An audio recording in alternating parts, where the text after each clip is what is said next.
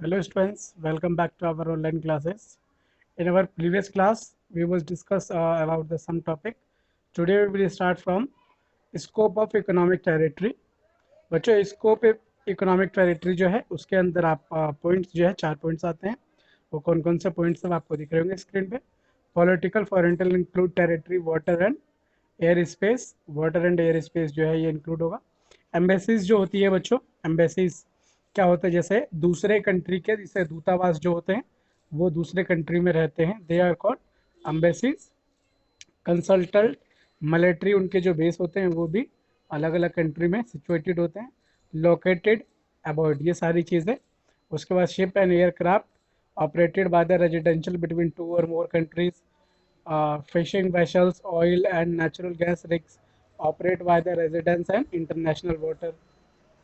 Okay and इसके बाद जो हमारा अगला टॉपिक है बच्चों वो है normal residence of a country. एक normal residence of a country कौन होता है वो आज हम डिस्कस करेंगे। इसकी जैसे कि डेफिनेशन है वो आपके स्क्रीन पर है। फर्स्ट वाला हम डिस्कस कर रहे हैं। Normal residence of a country is a person और an institution who normally residence in a country. मतलब कोई पर्सन हो या कोई इंस्टीट्यूशन हो। इंस्टीट्यूशन मतलब कोई भी संस्था हो गई या कोई पर्सन, जैसे कि आप और मैं, हम क्या होते हैं, हम एक ही कंट्री में क्या हुए हैं, यहीं पर रहते हैं। ओके, तो दैट मीन्स हम क्या हैं, हम नॉर्मल रेजिडेंस ऑफ इंडिया हैं। हमारी कंट्री जो है इंडिया, उसके हम नॉर्मल रेजिडेंस है। एक क्या होता है, जैसे कि कोई फॉरेन कंट्री से आकर वो यहाँ रहता है, वो नॉर्मल रेजिडेंस नहीं है। वो कुछ टाइम के लिए हो सकता है स्टडी के लिए आया हो, वो 2 साल 4 साल यहाँ रह सकता है, but he will not count in residence of a country, normal residence of a country.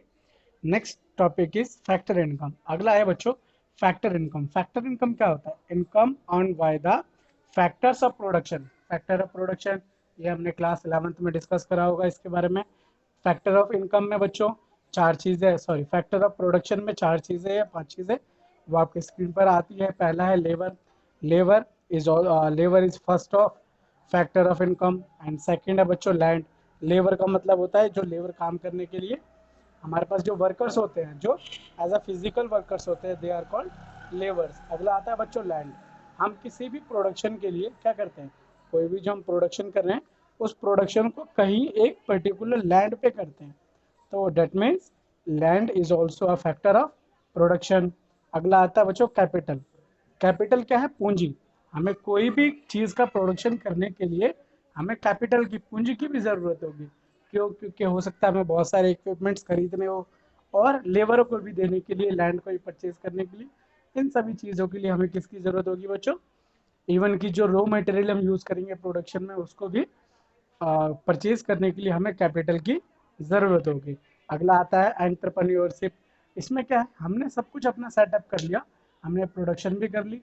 Production करने के बाद जो बच्चों इसमें हमारा जो आता है एंटरप्रेन्योरशिप, मतलब हम उस प्रोडक्शन को किसको बेचे, जो हमने प्रोड्यूस करा है उसको हमें सेल करने के लिए क्या चाहिए, पार्टनरशिप भी तो चाहिए ना। हमें कोई ना कोई पार्टनर चाहिए होगा।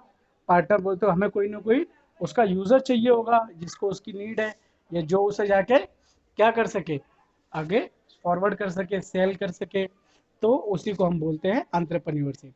तो ये हमारे जो चार मेन है, factor of production, factor income जो है, ये चार है। उसके बाद हम देखते हैं for the rending factor service and production process. जैसे कि अभी तो ये तो हमने प्रोडक्शन कर लिया, गुड्स का प्रोडक्शन हो गया। ऐसा ही हम देखें कि जो फैक्टर सर्विसेज की जो फैक्टर्स होते हैं वो कौन कौन से हैं, वो है बच्चों रेंट, इंटरेस्ट है, वेजेस एंड प्रॉफिट है। ये सारी चीज़ें, जैसा कि सर्विस का है, कोई एक डॉक्टर है, डॉक्टर ने अपना क्लिनिक खोल रखा है तो उसको रेंट देना होगा, उसको किसी भी चीज़ का इंटरेस्ट पे करना पड़ सकता है। ओके, तो ये सारी चीज़ें जो है वो आएंगी, जो फैक्टर ऑफ सर्विसेज है उसके अंदर इंक्लूड होंगी। अगला आता है बच्चों ट्रांसफ़र पेमेंट। ट्रांसफ़र पेमेंट क्या होता है, refer to income receive without rendering and productive service in return. They are one side payment made without getting anything in return. ये वन साइड पेमेंट होती है, इसमें हमें रिटर्न में कुछ भी नहीं मिलता है। जैसे इसका एक एग्जांपल आप देख सकते हैं, ओल्ड एज पेंशन। कोई पेंशन हो गया या टैक्स हो गया, हम आप क्या करते हैं, टैक्स पे करते हैं, तो टैक्स का कुछ भी रिटर्न नहीं आता है। या कोई स्कॉलरशिप है, आपको कोई स्कॉलरशिप मिली हो तो वो आप रिटर्न करते हो नहीं। तो इन सब काम पे इनको बोलते हैं ट्रांसफर पेमेंट। ओके, नेक्स्ट जो आता है वो आता है बच्चों कैपिटल गेन। जो कैपिटल गेन है इसको हम डिस्कस करते हैं। What is capital gain?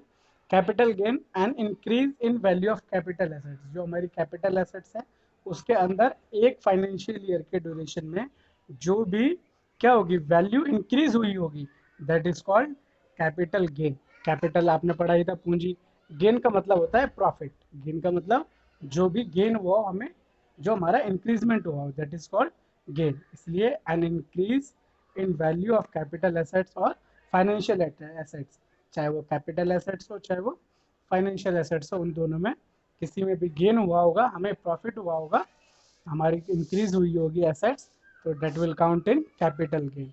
Okay, assets over the time that give as higher worth than the purchase price. उसकी जो परचेज प्राइस थी उससे ज़्यादा हो गई होगी। The gain is not realized until the assets is sold। वो जब तक बेचा नहीं होगा तब तक फिर उसकी हम बात करेंगे। ओके, जब बेच दिया हमने तो वो उसकी जो कैपिटल गेन है वो नहीं काउंट होगी। अगला आता है कंपनसेशन ऑफ एम्प्लॉयज़। एम्प्लॉयज़ का जो कंपनसेशन है वो payment to be labour factor, चाहे वो एम्प्लॉयज़ हो गए चाहे वो वर्कर्स हो गए, इन कैश और काइंड ऑफ प्रोवाइडिंग फैक्टर, चाहे वो उसे कैश दिया हो या फिर किसी और वे से उसे हमने वो भुगतान करी हो एम्प्लॉयज़ को, comprehensions दिया हो। Services during the production of goods and services, it include salary wages. जो हम क्या करते हैं बच्चों, प्रोडक्शन करते हैं, चाहे गुड्स का प्रोडक्शन करें या चाहे सर्विसेज का प्रोडक्शन करें, इट इंक्लूड सैलरी। उसमें जो एम्प्लॉयज़ होंगे उसे हम क्या देंगे, सैलरी देंगे। एम्प्लॉयज़ और वेजेस, यहाँ पर हम इन दोनों में थोड़ा सा डिफरेंस समझ लेते हैं पहले। तो जो एम्प्लॉयज़ होते हैं बच्चों, ये क्या होता है, ये परमानेंट होते हैं। इसके बारे में भी हमने शायद 11th क्लास में डिस्कस करा होगा। तो जो एम्प्लॉयज़ होते हैं ये परमानेंट होते हैं। ओके, जैसे उसको मतलब काम हो या ना हो उसे उसे सैलरी मिलेगी मिलेगी। अगला आता है वर्कर्स। वर्कर्स क्या होते हैं, कुछ वर्कर्स होते हैं जो परमानेंट होते हैं, कुछ वर्कर्स होते हैं जो डेली वेजेस वाले होते हैं। डेली वेजेस वाले इट मीन्स वो जितने दिन वर्क करेंगे उतने दिन का उन्हें वेजेस मतलब भत्ता, उतने दिन का उन्हें पैसा मिलेगा, अदरवाइज उन्हें और कोई पैसा नहीं मिलेगा। तो सैलरी हो गया, वेजेस आप समझ गए, सैलरी एम्प्लॉयज़ को वेजेस। एक होता है बोनस। बोनस होता है टाइम टू टाइम, जैसे सपोज कोई फेस्टिवल आया या कुछ आया तो वहाँ पर हम उन्हें क्या देते हैं बच्चों, बोनस देते हैं। या हमारा हो सकता है कि हमने जितना मतलब एक्सपेक्ट करा हो कि इस बार हमारा टर्नओवर इतना जाएगा, एंड या हमने उन्हें एक टारगेट दिया हो कि आपने इतना अचीव कर लिया तो after that we will give you bonus. Okay, तो ये बोनस हो गया। एक होता है पेंशन। हम क्या देते हैं बच्चों, जो हमारे वर्कर्स है उन्हें पेंशन वगैरह भी प्रोवाइड करते हैं। जो हमारे क्या है, जो वर्कर्स हमारे यहाँ से छोड़ के चले गए, उनकी एज कंप्लीट हो गई, 60+ हो गए, तो उन्हें हम पेंशन्स वगैरह भी, प्राइवेट लिमिटेड कंपनीज जो होती है वो पेंशन्स वगैरह भी डिस्ट्रीब्यूट करती है, जो गवर्नमेंट कंपनीज हैं वो पेंशन देती है। अगला आता है contribution by employer in social security schemes. को बहुत सारी ऐसी स्कीम्स होती है जिनमें कंट्रीब्यूशन करते हैं एम्प्लॉयर, करते हैं as a social security schemes में। तो ये सारी चीज़ें जो होती है ये आती है company compensation of employees. Next topic is operating surplus. Operating surplus क्या होता है बच्चों, इसको एक बार हम डिस्कस कर लेते हैं। Operating surplus during the operation of production, जब हम क्या करते हैं प्रोडक्शन के ड्यूरेशन में, money left after the payment और compensation of employ is called operating surplus. मतलब जब हम क्या करते हैं प्रोडक्शन करते हैं, जो मनी होता है left after the payment compensation, जो अमाउंट मनी का बच गया होता है पेमेंट कंपनसेशन के लिए, that is called operating surplus. Employees is called operating surplus. It is sum of rent, चाहे वो रेंट हो चाहे वो इंटरेस्ट हो चाहे वो प्रॉफिट हो। अगला आता है बच्चों सब्सिडरीज। सब्सिडरीज क्या होता है, a subsidy is an amount of money given directly to the firm by the government to encourage production and consumption। Okay, subsidies जैसे कि इसकी डेफिनेशन से हम समझ गए, ये एक ऐसा अमाउंट होता है जो गवर्नमेंट क्या करती है बच्चों, जो गवर्नमेंट जो भी प्रोडक्शन कर रहा है, जो क्या कर रहा है, प्रोडक्शन कर रहा है एंड जो कंजप्शन कर रहा है, उसको अनकरेज करने के लिए, क्या करने के लिए, अनकरेज करने के लिए अपने पास से कुछ मनी जो है, कुछ अमाउंट ऑफ मनी जो है वो डायरेक्टली प्रोवाइड करती है। ओके, किसको, फॉर्म्स को। ओके, फॉर्म्स को डायरेक्टली प्रोवाइड करती है। कौन प्रोवाइड करती है, government. That amount is known as subsidiary. जैसे कि आप लोगों ने सब्सिडरी देखा भी होगा, आप लोगों के घर में एलपीजी कनेक्शंस है, एलपीजी कनेक्शंस आप लोग लेते 800 रुपीज़ का है, बट उसकी सब्सिडरी जो है 200 रुपीज़ वो आपके अकाउंट में आ जाती है। तो ये एक सब्सिडरी का हमने एक छोटा सा एग्जाम्पल ले लिया। ऐसे ही फर्म्स होते हैं, फर्म्स जो होते हैं, फर्म्स को भी गवर्नमेंट सब्सिडरी प्रोवाइड करती है। इसके बाद जो बच्चों हमारा नेक्स्ट टॉपिक है वो है बच्चों वैल्यू ऑफ आउटपुट। क्या होता है, market value of all goods and services produce by an and enterprises during the accounting year. Value of output is equal to होता है sales plus change in stock के। हम क्या करते हैं, जो सेल्स है उसमें चेंज इन स्टॉक को ऐड कर देते हैं, तो वो हो जाता है हमारा वैल्यू ऑफ आउटपुट। अगला जो बच्चों हमारा आता है वैल्यू एडिड। वैल्यू एडिड क्या है, it is the difference between the value of output of a firm and value of intermediate goods. हमने इंटरमीडिएट गुड्स के बारे में स्टार्टिंग में डिस्कस करा था। उन दोनों के बीच का जो डिफरेंस होता है that is called value added. Okay, जैसे value added is equal to value of output intermediate. जो हमारा आउटपुट होता है, वैल्यू ऑफ आउटपुट में से हम माइनस कर देते हैं इंटरमीडिएट कंजप्शन को, तो वो हो जाता है हमारा वैल्यू एडेड। ओके, किसमें से किसको माइनस करते हैं बच्चों, वैल्यू ऑफ आउटपुट में से, जो हमारा वैल्यू ऑफ आउटपुट है उसमें से हम इंटरमीडिएट कंजप्शन को माइनस कर देंगे, तो that will be value added. अगला आता है डोमेस्टिक इनकम। ये सारी चीज़ें फॉर्मूले में हम अभी डिस्कस करेंगे अपने नेक्स्ट पार्ट में। डोमेस्टिक इनकम को हम बोलते हैं NDP, FC, NDP at FC. FC मतलब फैक्टर कॉस्ट के ऊपर।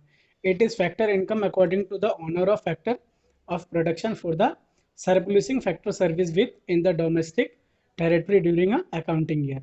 NDP at FC is equal to होता है बच्चों, जो हमारा जीडीपी है किस पे, मार्केट प्राइस पे, उस पे से हम जब डेप्रिसिएशन को माइनस कर देंगे, एनआईटी को माइनस कर देंगे, तब हमारा क्या निकल जाएगा, एनडीपी निकल जाएगा। ओके, ये सारी चीज़ें डेप्रिसिएशन और एनआईटी वगैरह जो ये क्वेश्चन में गिवन होता है। ओके, नेक्स्ट आता है ग्रॉस डोमेस्टिक प्रोडक्शन।